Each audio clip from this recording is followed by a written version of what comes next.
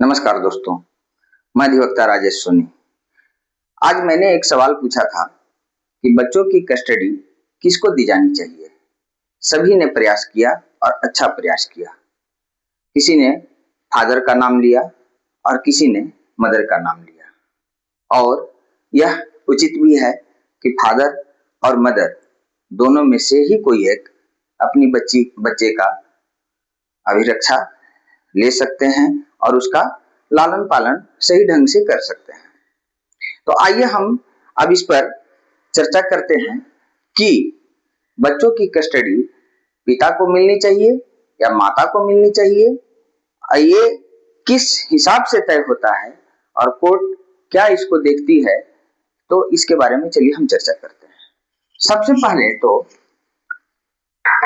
एक बात जान लिया जाए कि भारत में बच्चे की कस्टडी हमेशा बच्चे के हित अर्थात उसकी भलाई को ध्यान में रख करके तय की जाती है।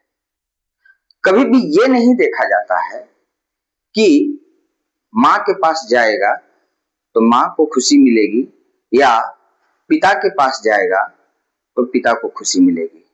माता पिता की खुशी उतना अहम नहीं रखता जितना बच्चे का हित। क्यों? क्योंकि बच्चा नाबालिग होता है, छोटा होता है, अपना भरण पोषण और लालन पालन करने में सक्षम नहीं होता है, जबकि माता पिता वयस्क होते हैं और वो बच्चे का पालन पोषण करने में सक्षम भी होते हैं। तो ऐसी स्थिति में बच्चे का हित महत्वपूर्ण हो जाता है।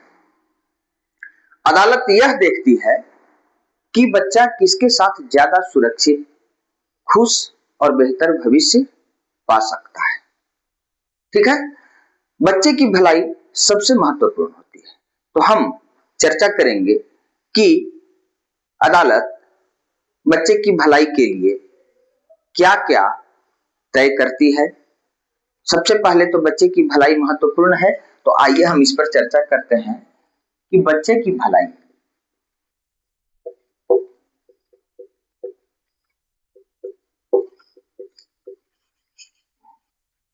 ये सबसे महत्वपूर्ण है। कौन माता पिता दोनों में से बच्चे की अच्छी परवरिश कर सकता है, यह अदालत देखती है। कौन बच्चे को अच्छा शिक्षा दिला सकता है, उसके स्वास्थ्य की देखभाल कर सकता है और भावनात्मक देखभाल कौन बेहतर दे सकता है, यह अदालत देखती है।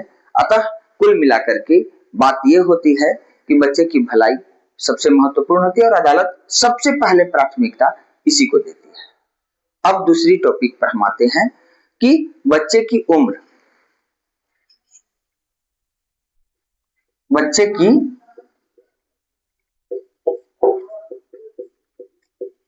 उम्र,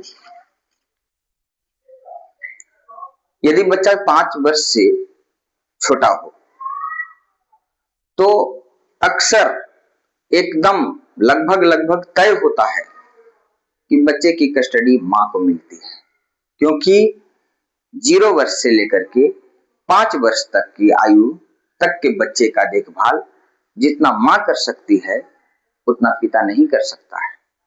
तो बच्चे का केयर करने में 0 से 5 वर्ष तक की आयु वाले बच्चे का मां ज्यादा बेहतर परवरिश कर सकती है, केयर कर सकती है।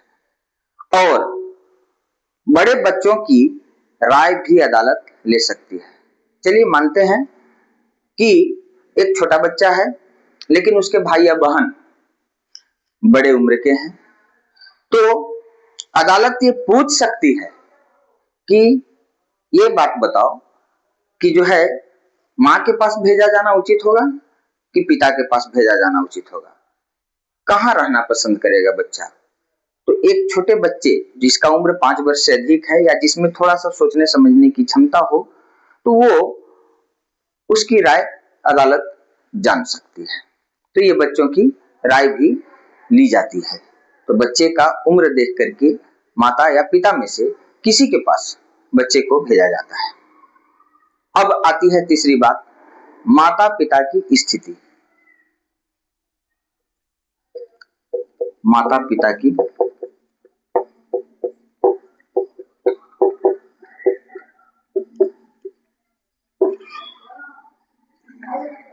माता पिता की स्थिति मतलब उसकी आर्थिक स्थिति से है। कौन आर्थिक रूप से सक्षम है, माता या पिता? और साथ ही साथ कौन मानसिक और भावनात्मक रूप से भी ज्यादा स्थिर है, माता या पिता? अदालत ये देखने का प्रयास करती है और उसके बाद बच्चे की कस्टडी का निर्णय देती है। तो तीसरा पॉइंट हो गया माता पिता की स्थिति। चौथा चीज व्यवहार और चरित्र, ये भी एक मायने रखता है। व्यवहार और चरित्र, व्यवहार और चरित्र।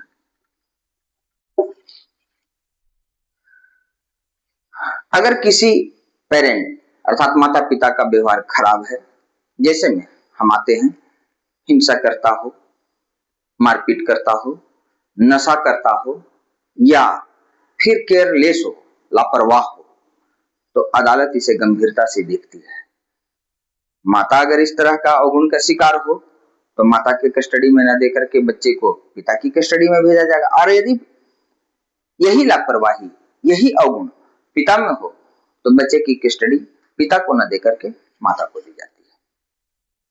चलिए, ये तो हो गया कि कस्टडी किस आधार पर तय होती है। हम जो अभी तक जो चर्चा की है वो इस बात पर चर्चा किए कि कस्टडी, बच्चे की कस्टडी किस आधार पर तय होती है।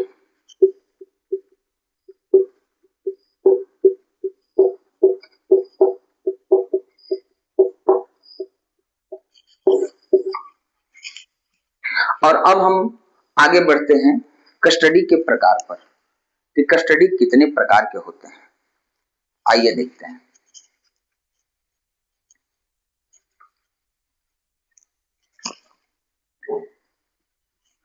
कस्टडी के प्रकार, कस्टडी के प्रकार, कस्टडी के प्रकार देखते हैं।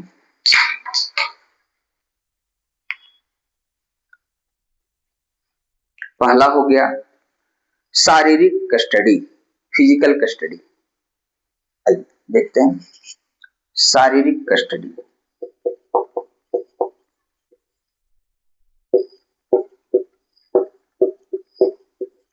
जिसे हम फिजिकल कस्टडी कहेंगे।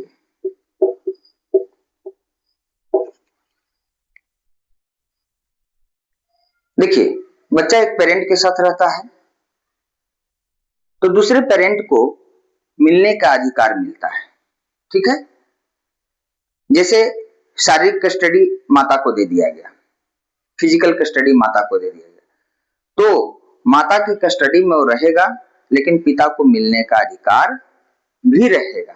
या तो फिर बच्चे की कस्टडी पिता को दे दिया गया तो पिता को देने के बावजूद भी माता को मिलने का अधिकार रहेगा, यानी माँ विजिटेशन कर सकती है। इसी तरह से माँ के पास बच्चा हो तो पिता विजिटेशन कर सकता है। ये रहा आपका शारीरिक कस्टडी। अब है दूसरी चीज संयुक्त कस्टडी, ज्वाइंट कस्टडी। दूसरा हो गया संयुक्त कस्टडी, जिसे हम ज्वाइंट कस्टडी भी कहते हैं।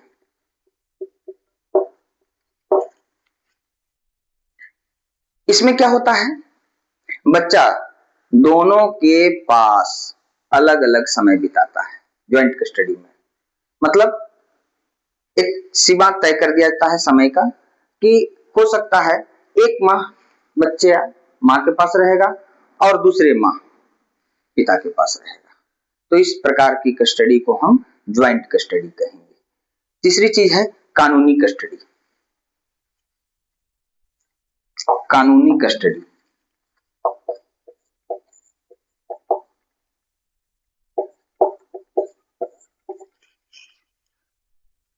लीगल कस्टडी, लीगल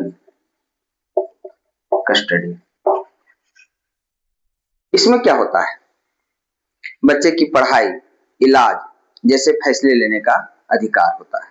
ये अदालत तय करती है कि कानूनी कस्टडी में ले लिया गया और बच्चे की पढ़ाई, इलाज जैसे फैसला ये सब जो है कौन करेगा, बच्चे की पढ़ाई पर खर्च या उसका इलाज वगैरह पर खर्च, तो ये सब जो है कोर्ट निर्णय देगी और उसके अनुसार जो है पालन करना होगा। फैसला कैसे होता है, अब हम इस पर चर्चा करेंगे। हमने सबसे पहले चर्चा किया कस्टडी किस आधार पर तय होती है, जिसके बारे में हमने जाना बच्चे की भलाई पहला, दूसरा बच्चे की उम्र, तीसरा माता पिता की स्थिति, चौथा व्यवहार और चरित्र। अब हम उसके बाद देखा हमने कि कस्टडी के प्रकार कितने प्रकार के होते हैं, तो 3 प्रकार के। फिजिकल कस्टडी मीन्स शारीरिक कस्टडी, ज्वाइंट कस्टडी मीन्स संयुक्त कस्टडी, और तीसरा लीगल कस्टडी मीन्स कानूनी कस्टडी। अब हम अंत में ये देखेंगे कि फैसला कैसे होता है।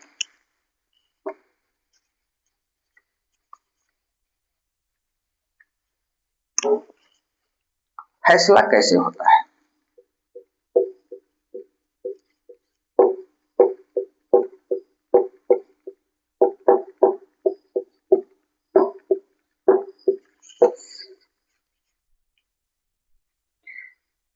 अगर माता पिता आपस में सहमत हों, अदालत उस समझौते को मान लेती है। किसी भी बिंदु पर अगर माता पिता कहते हो हाँ हम लोग के पास एक एक माह के लिए बच्चे को छोड़ दिया जाए, तो लगता है कि यह एक कंपोजिट मामला है, दोनों का संयुक्त मामला है, तो हम इसे मान लेते हैं। लेकिन यदि विवाद हो तो अदालत सबूत और परिस्थितियों के आधार पर फैसला देती है। विवाद नहीं है तो मान ली अदालत ने, लेकिन अगर विवाद है तो अदालत अब वहां पर सबूत और परिस्थितियां देखती है। ठीक है, तो फैसला होने का प्रकार, कैसे फैसला होता है ये हम समझ चुके। तो सबसे अंत में याद रखने योग्य बात क्या है कि माँ या पिता में से किसी को अपने आप कस्टडी नहीं मिलती, ये सबसे बड़ी बात है। कस्टडी के लिए अदालत ही निर्णय देगी। अदालत हमेशा यही देखती है कि बच्चे के लिए क्या सबसे अच्छा है। तो अंततोगत्वा हम ये जानेंगे कि बच्चे के हित के लिए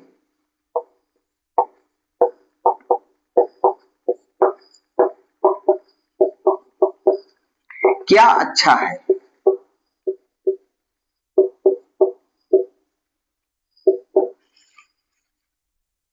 माता की कस्टडी या पिता की कस्टडी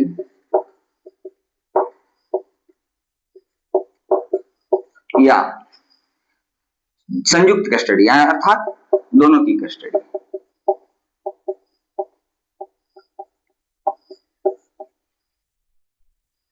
ये रहा आज के टॉपिक पर चर्चा। अब हम इसे समाप्त करते हैं, लेकिन समाप्त करने से पहले हम एक बात फिर से कहेंगे कि आज के टॉपिक पर जो आपने कमेंट किया उससे हमें बहुत ही हौसला मिला, और आप आने वाले वीडियोज को भी लाइक करेंगे, शेयर करेंगे और इसी तरह का कमेंट करेंगे, ताकि यदि उसमें किसी भी प्रकार का कोई त्रुटि भी रह जाए तो हम उसे सुधार करने का प्रयास करेंगे।